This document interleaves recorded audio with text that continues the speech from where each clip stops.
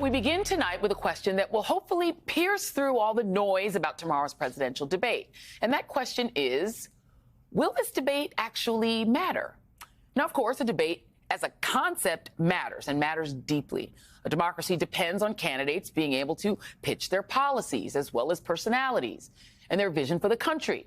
That would be a normal part of a normal election season consisting of candidates who you may not agree with or even like, but who would present themselves in a professional, civil way, as they have done since the beginning of elections in this country. But that's not what we have right now. Instead, we have a normal president and a former president who is poised to be his party's nominee again, who rants and rambles and lies, who is a 34-count felon and a coup plotter, who tried to steal an election and admires dictators, who vows vengeance and brags that he'll be a dictator, and who has zero respect for the debate stage, for democracy, for half the population, meaning women or immigrants or black and brown Americans, but lots of seeming respect for Adolf Hitler. And so we are forcing a deeply unserious person into a serious situation, because this is how we've always done it, right? But guess what? The normal formula doesn't work for someone like Trump. So we don't get debates anymore. We have dumpster fires, which is exactly how the Lincoln Project portrayed Trump's so-called debate prep in their latest ad. Unemployment is 98% under Joe Biden. Best debate prep since Lincoln. And a loaf of gasoline is $84 a pound. What about schools, sir? Let them eat bootstraps, okay? Because schools want to do the guillotine. And that's why they scheduled the Shark Week during my campaign. It's election interference. And they say, oh, the sharks. They don't know what they're biting. They're confused. Oh, I'm a hammerhead. I'm so confused. And everyone looks like a nail. Off with their head. And what, you think Sharknado happens in a vacuum? Give me a break. You're in the zone, master. Okay, that is objectively funny. I would watch that show. I would. But the Lincoln Project is making a good point, which brings us back to our question. How can this debate matter when Donald Trump, a convicted felon and adjudicated rapist, is also absurd? What does matter, of course, is democracy. We're not saying that you shouldn't be paying attention. Donald Trump is dangerous, and he isn't hiding what he intends to do in a second term. His team's Project 2025 is a real thing and a real threat to all Americans. It is a blueprint for his presidency, should he win in November, that offers a chilling roadmap for the subversion of checks and balances, the creation of a new authoritarian presidential powers, and efforts to Christianize the federal government. But this debate, what type of impact will it have in the end? Even the MAGA minions are trying to lower expectations after months of going after President Biden's mental acuity. In fact, the expectation setting from the Republican side is really something. Take a listen. Trump's team should not underestimate Joe Biden and his team's ability to whether they're going to jack him up on Mountain Dew or whatever it is. Of course, no one expects that Joe Biden would be on cocaine, but they do ask questions, and I think they're objectively. I think it makes sense why people are asking, will he be on some sort of energy drinks or something? Okay, look, his energy levels, you can see, vary depending on what format he's in and what forum. Okay, what? What? But if this dig on a low-energy candidate hopped up on Coke and Mountain Dew sounds familiar, it's because it is literally the same attack that Trump hurled at his previous opponent, Hillary Clinton, back in 2016. I think she's actually getting pumped up. If you want to know the truth, she's getting pumped up. You understand? In fact, we're going to be talking about that in a few minutes. She's getting pumped up for Wednesday night. He never has any new material. And this is what Trump is saying about his opponent, President Biden, now. Is anybody going to watch the debate?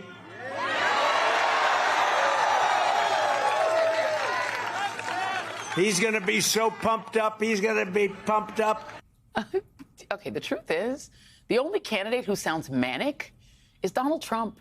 It is impossible to debate him, and it is arguably a waste of time. He interrupts, he bullies, he stalks and acts creepy, and then says the white supremacy part out loud with a bullhorn.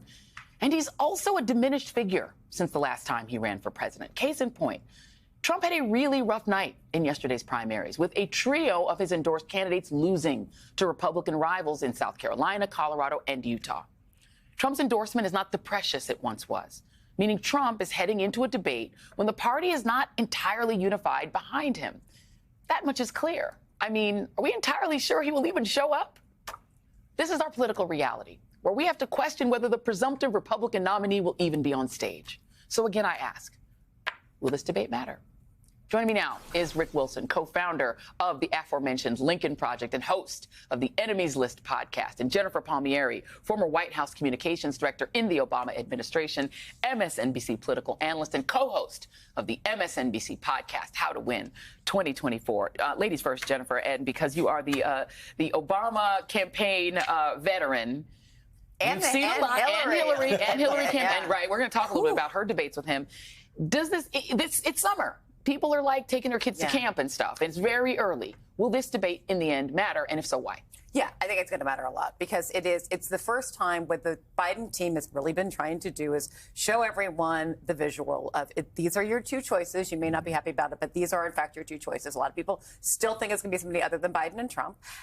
And to get him on stage, this time without an audience, where he can say, he's the one responsible for the Trump abortion bans. He's the one that will not accept. He's the one responsible for Jan 6. He's the one that won't accept democratic outcomes, like he won't accept that his trial, a fair trial, that he won't accept that democratic outcome. And he can say you can have the digital moments where you can, cut, edit from that of everything that he's accomplished, right? And so it's it's a reset. It's the content. It's a content reset, and that's really important for Democrats because it's so hard to break through, and you want to do that early. So the things that are going to happen right after Donald Trump is going to get sentenced in July. There's his convention, which starts July 15th, July 18th, like right a few days after he gets sentenced, and we don't know. Maybe he'll have an ankle bracelet on. I don't know. Who knows? Right? Maybe we don't know what will happen then. Then the Democratic convention is in August. This debate happens. What do you think is the immediate result coming at it from somebody who's a veteran of the other side? Or maybe they'll just play your cartoon. They might. You never know. Which I would watch. Which, listen, we may spend that out wider. But look, Joy, what we've got here is a debate where you've got a rational actor in Joe Biden, you've got a normal person, as you pointed out, and Donald Trump. In every debate he's ever been in, has been used to eating up all the scenery and having this dramatic presence on the stage and lurking over Hillary Clinton or calling Jeb low energy or throwing insults all over the place. This debate is formalized and structured. So it's going to be hard for them to come out of this. First off, they've said for weeks, Joe Biden is senile. He's got dementia. He can barely walk or talk. And Biden, as he shows up at the State of the Union addresses, Correspondence Center, NATO speeches, big things, Biden does a good performance. If he goes in there and just doesn't drool on himself, Donald Trump loses the debate. Yeah. And they're going to try to spin this after as a great triumph of Trump's rhetoric, but we know what's going to happen. He can't control himself. He goes off on his weird stories about sharks and batteries and refrigerators and washing machines, and he's going to look like it's going to remind people that the instability and the craziness they sort of wanted to forget about is the only choice if you're going to vote Republican. He is going to be, I think, in a very tight situation trying to spin this after. It's just not going to work. Let's play a couple of montages just to remind people, because I think there is sort of an amnesia effect with Trump, is that people forget how weird he is. So here he is debating in the campaign you worked on, Hillary Clinton. Here's a little bit of that. My Social Security payroll contribution will go up, as will Donald's, assuming he can't figure out how to get out of it. But what we want to do is to replenish the Social Security Trust Fund, try to get those costs down. But here's what I don't want people to forget. When we're talking about reining in the costs, which has to be the highest priority of the next president. That's because he'd rather have a puppet as president of the United States. No puppet. And it's pretty clear. You're the puppet. It's pretty clear you won't admit that the Russians. God, bad memories. I'm having flashbacks to 2016. I mean, the thing is, objectively, I watched all those debates in real time. Yeah. Hillary Clinton won all those debates. She mopped the floor with him. Even like the moderator beat Donald Trump in the debates. Like he just was so weird and glooming over her and creepy. In the end, he still won. Right, but that doesn't mean that debates don't matter, right? I mean, I think they matter a lot, and they really matter to Democrats because it's so hard to break through. It's so hard to hold him accountable at all. And like Biden can't, but this is your only opportunity to really do that. And Biden can't go on stage worried about like what's he gonna do? Because I think the fact that there's not an audience is to Biden's benefit.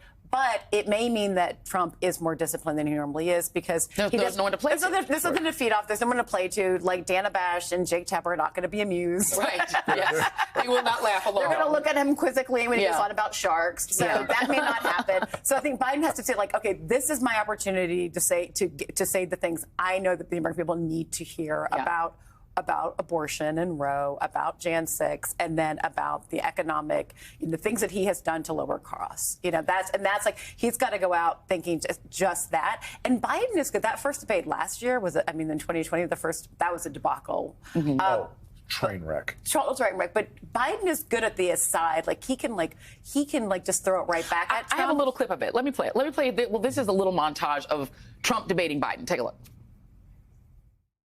Guess what? A lot of people died, and a lot more are going to die unless he gets a lot smarter, a lot quicker. So, Proud Boys, stand back and stand by. I'm not going to answer the question. Why would you answer that because question? The question is, a lot of new Supreme Court justice, radical left. Will you shut up, man? Listen, that actually was my favorite line from the entire. I bought it in a T-shirt. I actually got it in a T-shirt. Yeah. How does give us some advice? You guys are great at trolling Donald Trump. I mean, it is really genius what you guys do at Lincoln Project. What should Biden do to troll him? He should frame Trump. He should just say, Donald, you're not the same guy you were. He should call him Donald. Can we stop for a moment? Yes, 100%. They are both. He calls Barack Obama Barack. President Obama. He calls him Barack because he's his friend, and they're both presidents. Right. So if he can call President Obama Barack because they have that stature equal, he should call him Donald, right? He should call him Donald on the stage. It also bothers Trump dramatically. They call him Donald or Little Donald or Wee Donald.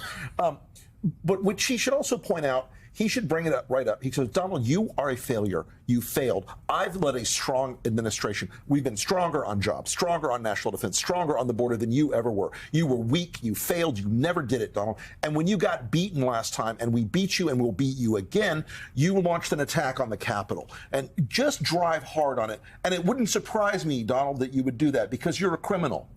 You were a convicted criminal, a felon with 34 counts. And frankly, that's not who Americans want as a president. I just drive the convict thing right up his backside. Spleen.